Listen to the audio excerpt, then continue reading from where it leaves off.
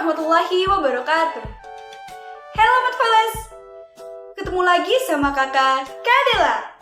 Nah, di sini kita akan belajar tentang peluang nih, di mana secara garis besar terdapat 3 poin penting yang perlu kita pahami. Yang pertama adalah peluang empirik, yang kedua adalah peluang teoretik, dan yang terakhir adalah hubungan antara keduanya. Penasaran? Yuk ikuti pembahasannya!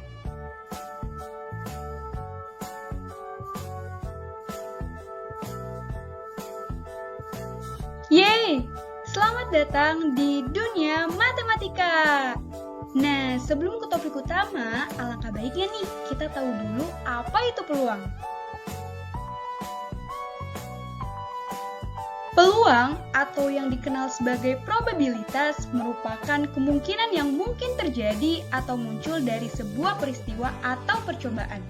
Jadi, secara tidak langsung, peluang itu adalah kemungkinan-kemungkinan yang akan terjadi dalam sebuah percobaan. Seperti yang sudah disebutkan di awal, kita akan belajar tentang peluang empirik, kemudian peluang teoretik, yang sebelumnya kita harus tahu dulu nih, apa itu ruang sampel dan juga titik sampel. Dan yang terakhir adalah hubungan antara keduanya. Bakal seru banget ya. Yang pertama adalah peluang empirik, di mana peluang empirik ini sama dengan frekuensi relatif ya teman-teman. Hanya namanya saja yang berbeda, tetapi makna atau intinya sama saja. Nah, peluang empirik ini bisa kita rumuskan seperti ini nih. Frekuensi relatif adalah banyaknya suatu kejadian dibagi dengan banyaknya percobaan. Untuk lebih jelasnya, di sini udah ada contoh nih teman-teman, di mana pada contoh tersebut dinyatakan bahwa pada pelemparan sebuah koin sebanyak 10 kali, ternyata muncul gambar sebanyak 4 kali dan muncul angka sebanyak 6 kali.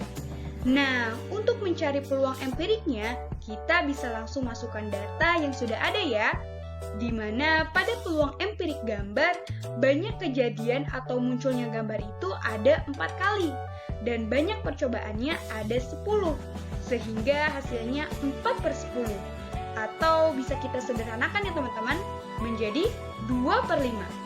Nah, begitupun dengan peluang empirik pada angka, di mana munculnya angka ini adalah 6, dan banyaknya percobaan adalah 10, sehingga jika kita sederhanakan menjadi 3/5.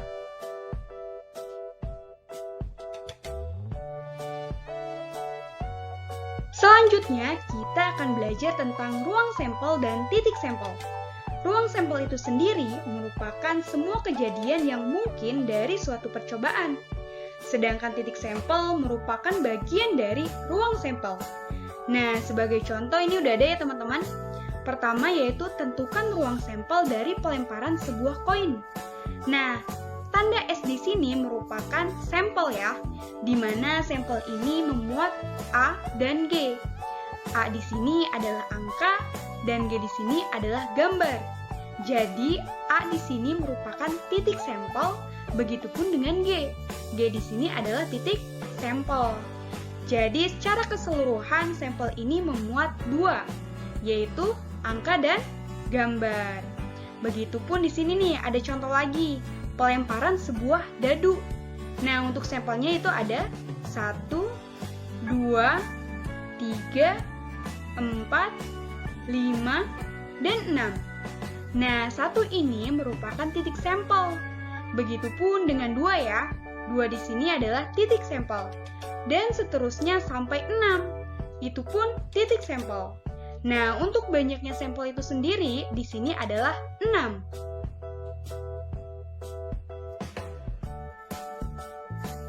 Gimana nih? Masih belum puas? Tenang ya, di sini udah ada contoh soal lainnya nih. Nah, teman-teman, di sini ada pelemparan 2 koin. Tadi kan 1 koin, sekarang 2 koin ya. Untuk ruang sampelnya sendiri memuat angka-angka, angka gambar, gambar angka, dan gambar-gambar. Sehingga untuk banyaknya sampel ada 4 ya. Kemudian di sini ada pelemparan 3 koin nih. Sehingga untuk ruang sampelnya itu memuat angka-angka, angka gambar-gambar, gambar angka gambar, gambar-gambar angka, angka-angka gambar, angka gambar angka, gambar angka-angka, dan gambar-gambar gambar. Sehingga untuk keseluruhan ruang sampelnya itu ada 8 ya. Nah, mungkin dari teman-teman bakal bertanya-tanya nih, Kak, itu angka dengan angka atau angka dengan gambar dari mana ya? Nah, untuk menemukan itu atau menyelesaikan hal itu, teman-teman bisa menggunakan cara tabel ya. Seperti yang di sebelahnya nih, ada pelemparan satu koin dan satu dadu. Di mana untuk yang horizontal di sini adalah ruang sampel dari satu dadu, dan yang vertikal A dan G ini adalah ruang sampel dari satu koin. Sehingga didapatkan angka dengan 1, angka dengan 2, angka dengan 3, dan seterusnya. Nah, teman-teman, ternyata kalau kita lihat-lihat di sini ada pola tertentu ya. Seperti 4 nih di sini nih, yaitu 2 kali 2. Nah, 2 kali 2 itu di mana 2-nya ini adalah banyaknya koin dan 2 di sini adalah kemungkinan yang ada dari satu koin, teman-teman. Jadi 2 kali 2 itu adalah 4. Begitupun dengan yang pelemparan 3 koin nih. Di sini ada 3 koin di mana dalam satu koin itu terdapat 2 kemungkinan. Sehingga itu sama artinya dengan 2 dikali 2 dikali 2, yaitu 8. Dan yang terakhir yaitu pada pelemparan satu koin dan satu dadu, di sini ada 2 kali 6 yang sama artinya dengan 12. Itu artinya 2 di sini adalah satu koin, yaitu ada 2 kemungkinan, dan 6 di sini adalah satu dadu, yaitu ada 6 kemungkinan. Jadi 12 ini sama artinya dengan 2 dikali 6.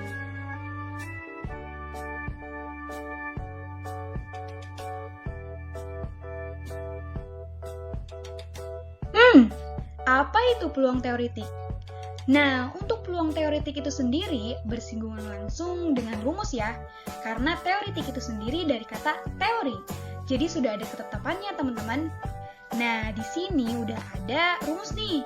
P dalam kurung A sama dengan N dalam kurung A dibagi N dalam kurung S, di mana P dalam kurung A ini adalah peluang kejadian A, kemudian N dalam kurung A ini adalah banyaknya kejadian A, dan N dalam kurung S ini adalah banyaknya anggota ruang sampel. Nah, untuk contohnya sendiri di sini udah ada nih, teman-teman. Pada pelemparan sebuah dadu, tentukan peluang munculnya mata dadu ganjil. Nah, kita cari dulu nih sampelnya itu gitu. Kita cari dulu sampelnya yaitu 1 sampai 6. Karena kan hanya satu dadu. Jadi sampelnya atau ruang sampelnya itu ada 1, 2, 3, 4, 5, dan 6. Kemudian kita mencari mata dadu ganjil di ruang sampel. Nah, kita lihat nih dari 1 sampai 6 itu mana sih angka yang ganjil? Nah, untuk yang ganjil ini ada 1, 3, dan 5. Sehingga untuk banyaknya ruang sampel di sini ada 6 dan banyaknya mata dadu ganjil ini ada 3. Jadi ketika kita masukin ke rumus menjadi 3/6 atau sama artinya dengan 1/2.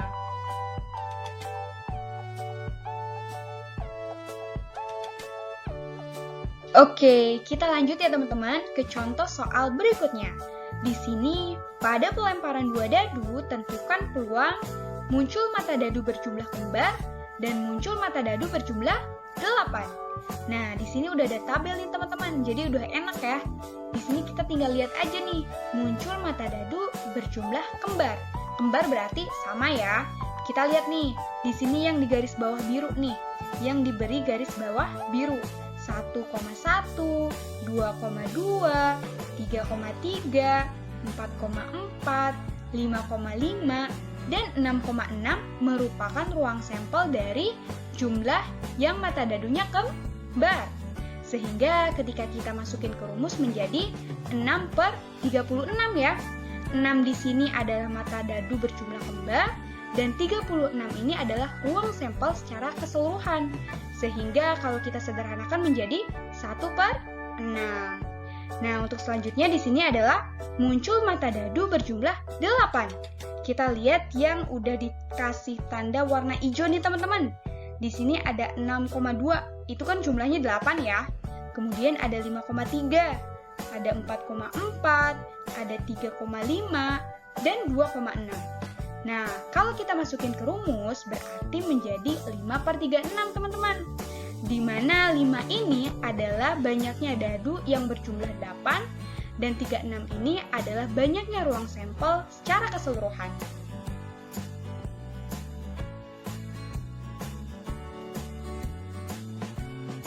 Nah, untuk topik yang terakhir yaitu berkaitan langsung dengan hubungan antara peluang empirik dengan peluang teoretik.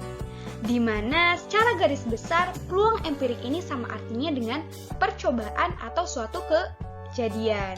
Dan untuk peluang teoretik itu sendiri itu lebih ke teori atau ke rumusannya teman-teman.